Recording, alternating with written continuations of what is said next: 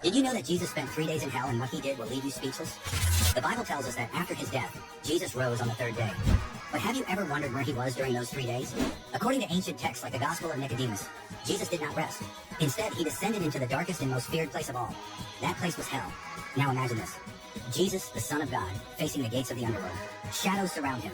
The condemned souls feel his presence, and the whole place trembles at his arrival. But Jesus didn't go there to punish or condemn. His purpose was much greater. He went to free the righteous souls who had been waiting for salvation for centuries. Among them were Adam, Eve, Abraham, and the prophets. Jesus broke chains, opened doors, and proclaimed victory over death.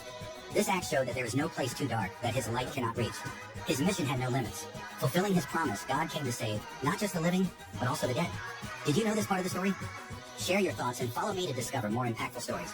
This is a real-life Iron Man. He didn't build a suit. He became one. In 1982, a man named Elias Corr was found dead in his apartment. 54 years old, worked nights at a metal recycling plant, lived alone, no criminal record, no family. When they opened the body, they found metal. Not shrapnel, but parts, plates behind his ribs, steel bands around his forearms, a rusted hinge fused to the back of his knee. His skin was a patchwork of scars, jagged, infected, some cuts held shut with wire, others left open around the metal. It wasn't surgery, it was survival. At first, they thought he'd been tortured. Then they searched his apartment. In the kitchen, a workbench stained with oil and blood, mirrors on the ceiling, a leather strap bolted to the floor, dozens of hand-drawn diagrams, bones reimagined as steel, tools laid out like surgical instruments. This wasn't madness, it was preparation. Inside his journal, one line repeated, "If I can survive, so can you." And taped to the back cover, a Polaroid of a man, blurry, distant, watching from across the street. They called him Iron Man because he turned himself into one, not to save the world, but to survive it. His final note read, "He's coming for me. You'll need this." They thought they buried a man, but what they unleashed was something far worse, a ghost that haunted an entire village and ended in blood. It was the winter of 1803 in Hammersmith, London. A man who had taken his own life was buried in consecrated ground, and whispers began to spread. People said his soul couldn't rest, that he would return. And then, the sightings began. Villagers swore they saw a tall white figure drifting silently between the gravestones. At night, it stalked the lanes. One man tried to grab him by the throat with invisible hands, choking him until he nearly passed out. A pregnant woman screamed when she saw it rising from the mist. She fainted in terror, and never woke up again. Coachmen abandoned their carriages, running into the night after the ghost appeared in the road, his body glowing pale under the moon.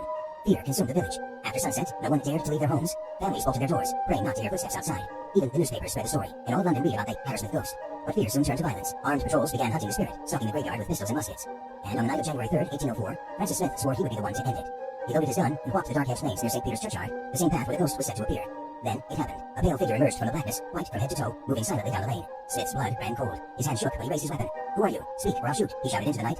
The figure gave no reply. Terrified, Smith pulled the trigger. The shot echoed through the village. The white figure collapsed. But as Smith approached, the horror set in. It wasn't a spirit. It wasn't even a trickster. It was a man. Thomas Millwood, the young bricklayer. His only mistake was wearing his work clothes, a white shirt, white trousers, and a linen apron. In the moonlight, he looked exactly like the ghost. The Hammersmith ghost had never been real. It was fear. It was rumor. It was imagination. But in the end, that imagination killed an innocent man. And to this day, locals whisper that Millwood S. rest the soul, and a true Hammersmith ghost still roam the graveyard at night.